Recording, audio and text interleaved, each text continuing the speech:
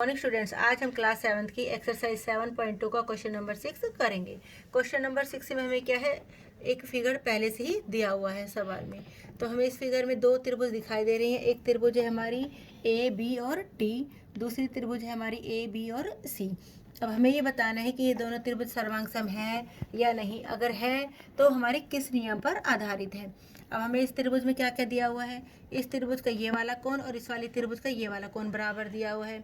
इस त्रिभुज का ये कोण 90 डिग्री का है, इस त्रिभुज का ये कोण 90 डिग्री का है। इस त्रिभुज की बीसी भुजा और इस त्रिभुज की बीटी भुजा बराबर है।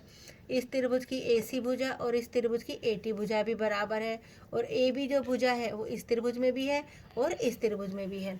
तो हमें ये सारी बातें दी हुई है। अब हमें देखना है कि ये दोनों त्रिभुज किस आधार पर हमारी सर्वांगसम होगी। तो सबसे पहले हम क्या देखते हैं कि जो जो हमें दिया हुआ है वो हम लिख लेते हैं। इस त्रिभुज की बीटी भुजा और इस त्रिभुज की बीसी भुजा हमारी क्या है, बराबर है, दिया हुआ है।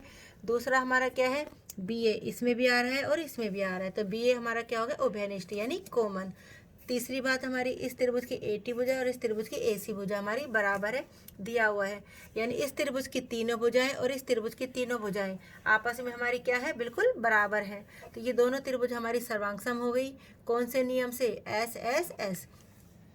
तो हमने कौन सा नियम पकड़ा, एस एस एस। हमें कोनों को इसलिए नहीं देखेंगे, अगर हम आर एच एस नियम लेते हैं, एक हम इसको आर एच एस नियम से भी कर सकते हैं, क्योंकि हमारे ये 90 डिग्री का कोण है और इसके सामने हमारे ये कर्ण है। इस तरह से इस त्रिभुज में ये 90 डिग्री का कोण है और इसके सामने ही हमारा कर्ण है और एक भुजा ये वाली भी हमारी बराबर है। तो इसको हम आर एच एस नियम से भी कर सकते थे, लेकिन मैंने एस एस एस नियम के से किया है। तो वो हमारे पर डिपेंड करता है, हम किसी भी नियम से कर सकते हैं। तो इसमें आर एच एस का नियम भी लागू हो सकता है और एस एस एस का नियम भी लागू हो सकता है।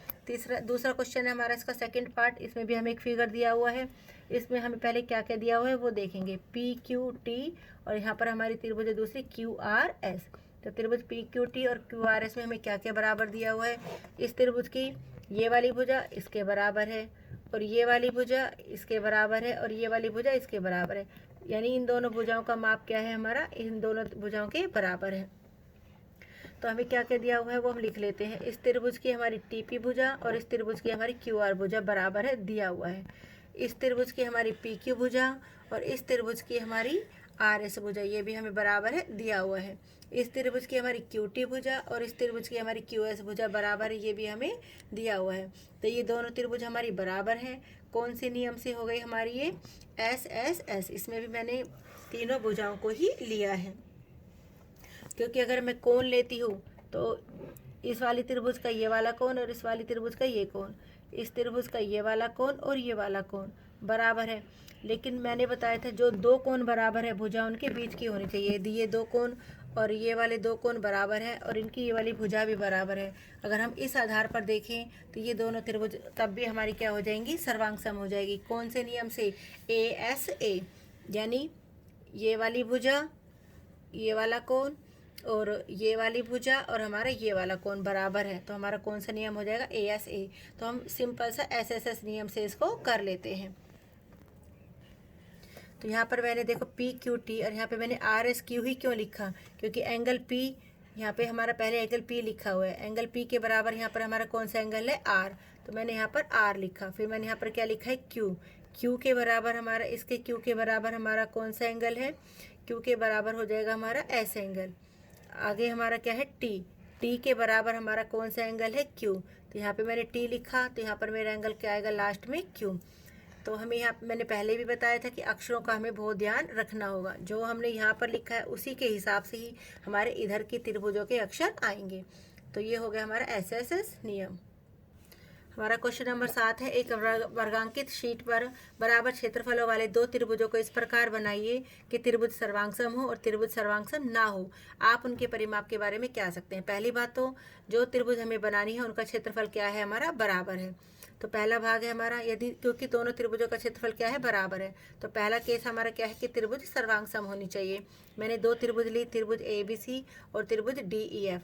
त्रिभुज ए बी सी और त्रिभुज डी ई एफ के दोनों माप, तीनों भुजाओं के माप क्या हैं, बिल्कुल बराबर। ये 4, ये भी 4, ये 5, ये 5, ये हमारा 3 और ये भी हमारा क्या है, 3। तो दोनों त्रिभुजों के माप हमने क्या लिए, बिल्कुल बराबर है। तो ये दोनों त्रिभुज हमारी समरूप होगी। कौन से नियम से, एस एस एस। अब इनके परिमाप देखते हैं। परिमाप का मतलब क्या है, भुजाओं का जोड़। 4 और 5 9, 9 और 3 12, इधर से आ गया मेरा 4 और 5 9, 9 और 3 12, यानी परिमाप भी क्या है, बराबर है। अब है हमारा दूसरा केस, त्रिभुज सर्वांग ना हो। अब मेरे पास एक त्रिभुज है ए बी सी, एक त्रिभुज क्या है डी ई एफ। इसका मान है मान लो ए बी हमारा 10 सेंटीमीटर, इसका मान डी ई क्या है मेरा 8, ए सी यहाँ पर 4 है, यहाँ पर डी एफ मेरा क्या है 5।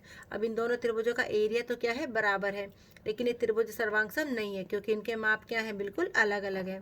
तो जब इनके माप अलग अलग हैं तो इनके परिमाप भी क्या होगा, बराबर नहीं होगा। Thank you.